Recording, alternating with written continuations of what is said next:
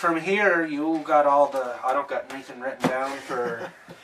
Alright, so X-Men Last Stand comes out 3 years after X-Men 2, X-Men United. And it's basically mutants and humans have started working together to better each other's lives. Like, they're finally coming together to help one another. They're not looking at as a race anymore. They're looking at it as more of a disease. Like, because the first film, maybe second film, it seemed more racist. They nodded to it in they have nodded to it in the second film when Stryker says, you should have cured him.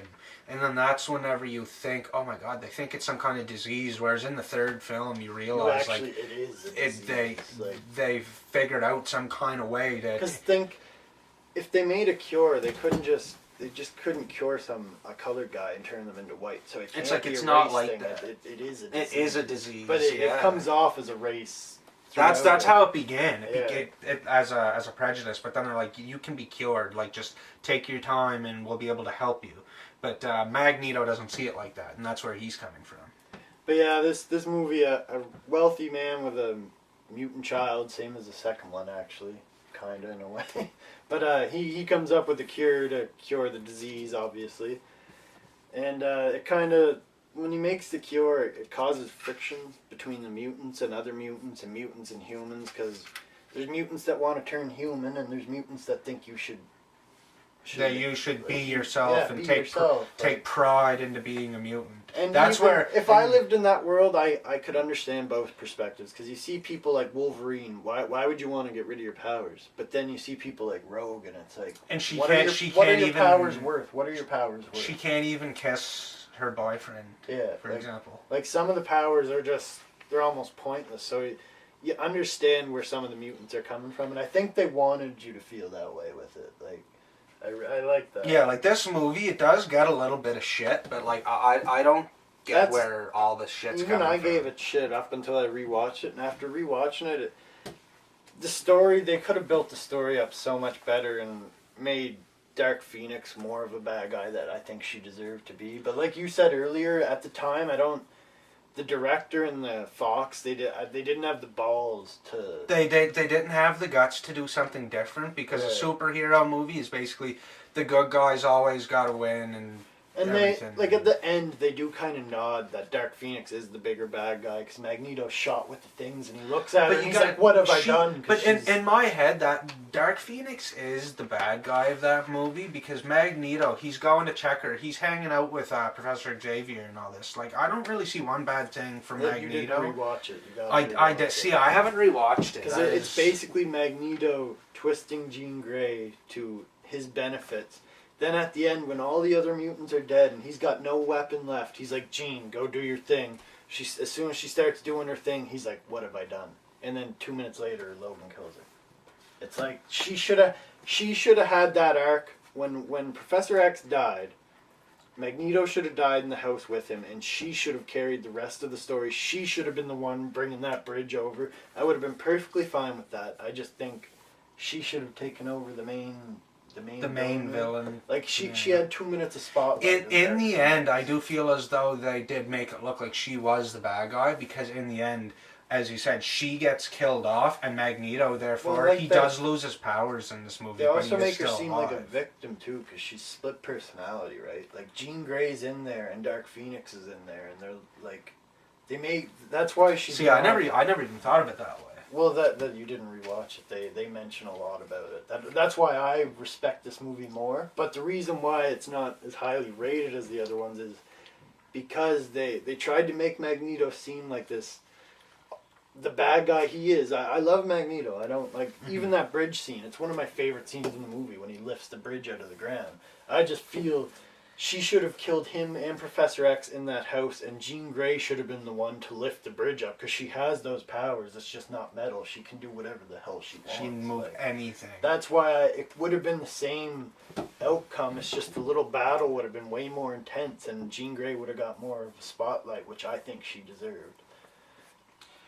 And but with that being said, we forgot to say, she kills her boyfriend in this movie. Kills Cyclops. Like, she straight up just kills him. Yeah, but they at the same time they don't show it. They make you get the vibe. Obviously, his glasses are on the beach and he's gone. I mean, it's possible she didn't, but she killed him. Yeah. He's gone because that's what I was gonna say. Because in Future Past, whenever Logan gets back to the future, Cyclops is back. And she's like, "Oh my God, you died like so long ago." Oh yeah, they brought all the characters back. That's what I mean because they fixed everything. So yeah, he had died. And that's where the tension between Cyclops and Wolverine, it all comes to a halt because Cyclops is dead. Logan lost the girl that he loved, and like Logan is basically a broken person at this point. Yeah. At the end of this trip, he's been broken and he's just breaking. And now, like, and I think that's kind of Logan's story in every movie is, you can never truly break him, but you can see him slowly breaking more and more as the films go on. You know what I mean? That's why I'm thinking. Like, I'm waiting for Logan. It's gonna be something else. Like, what else can you do? But the film, the cinematography and the fight sequences alone in this movie, they upped the notch so much in this movie compared to the last couple. That being said, there's a couple scenes where the fighting seemed off, or the CGI was just a little iffy. But overall, they definitely improved on X2, which they didn't even really need to a whole lot, because X2 was brilliant. But I really liked one of my favorite scenes in it, which I wasn't sure if they were even gonna put this in an X-Men movie, but the Danger Room. The movie, the X-Men 3 opens with the Danger Room, and it reminds me so much of that the Spider-Man cartoon when Spider-Man gets in the Danger Room for that episode. I don't even remember that. This animated Spider-Man. He was in the Danger Room with them? The Mutant Agenda part of the series. Like, there's that guy who becomes the big giant Godzilla-looking thing, and he has to work with the X-Men. Anyways, when he sneaks in the X-Men's mansion, he finds himself in the Danger Room, and it's a cool little sequence, and seeing that reminded me of back in the day. And I really liked when Storm's like, "We work as a team." And Logan's like, "Yeah, right." And he just kind of walks off. He's like, "Colossus, throw me!" And Colossus just picks him up and chucks drifts him. But I guess that's actually in the comic books too. Yeah. Yeah, it's called they have some sort of name, but it's a move that Colossus and Wolverine use in the comics. Magneto, I already mentioned the bridge. I really like Magneto ripping the bridge out, obviously. I personally can't think of a favorite scene in that movie. Off the top of my head, I think the chase scene in the woods, whenever that guy has the things coming out of his hands and he's just throwing. Alright, so their camera just died on us, and we kept talking for a couple more minutes, so I'm not 100% where to take off. But basically, what's left to say is I wanted to mention Stan Lee's cameos. He's where was he in the first one? He was on the beach when Senator Kelly. Yeah, he was on the beach when Senator Kelly walks out of the water, and he's all fish-like. And he's all water. Yeah. But that's a Stan Lee cameo for that one, and there's none in the second. I looked it hard. up. There's nothing. I looked hard, and he looked it up, and Stan Lee just wasn't in the second one. And then in the third one, in like the opening sequence with Jean Grey, he's actually there watering his plants, and Jean Grey's powers kick in, and the water goes up, and he's just kind of like, and that was a pretty funny one. Yeah. But other than that, he was not in this. I rated the third X-Men movie 7.5 out of 10. The story could have been better with Jean Grey. Besides that, it was a really good movie. Like, I liked it more than a lot of people give it shit, and it wasn't that bad. But what would you rate it? I know it's. I didn't rewatch it, so from memories, childhood memories with it, I'd say it's a 7 to a 7.5 out of 10. Yeah, probably along the lines with me. Like, the story could have been better, Suits could have been better, but Suits could have been better in all the movies. I'll say that for the next trilogy too. I'm sure I'll say it for Logan. But all that's really left is to rate it as a trilogy as a whole, eh? As an origin trilogy of how they view everything as prejudice, and you see how that story continues on. It gets worse and worse here, though, in the way there. My bad. And as that goes on, I'd say it's a pretty fairly written trilogy, and I'd give it as a trilogy. I'll give it an 8.5. 8 to 8.5, either one. I'll give it an 8 out of 10 because as a trilogy, some trilogies are all over the place. This trilogy, it does stick. It flows smoothly. It flows smoothly, and the acting in it is. I love a lot of the actors in this original trilogy. Like the guy who plays Cyclops, I loved him. James, whatever.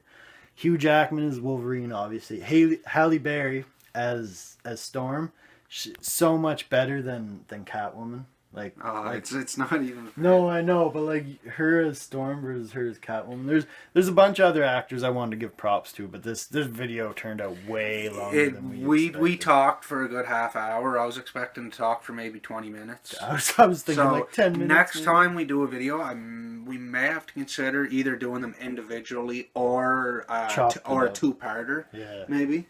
I think we should go with the individual, individual, but then we'll break it up. Like if we do another trilogy, we'll do it each movie by each movie, but it'll be like a part 1, part 2, part 3. Like it'll give us time. It'll be a trilogy in itself for YouTube videos. Yeah. So with that being said, sorry about the crap editing and whatnot in this. The camera died. I'm gonna need to get a brand new camera. And we need to work on things, but we'll get her in time. Yeah, check us out. Bear with us. So yeah, check us out on Instagram. Yeah, the Super Stache Bros on Instagram. I usually just try and update all my followers with latest Marvel and DC movies for the most part, but other superhero movies, other horror, any movies. Anything that'll basically pique our interest. If we're interested in it, we'll post about it. So follow us there, the Super Stache Bros. Just no caps, no space, no nothing. Yeah, if you tell all your buddies to come check this out. Tell them to subscribe to us because we could really use it. Yeah, and we'll work on our videos and our content, and we'll get better. We'll get her right. Yeah, they won't be half-hour-long videos. They will get better. So, yeah, take her easy, fellas. All right, see you later. Have a good one.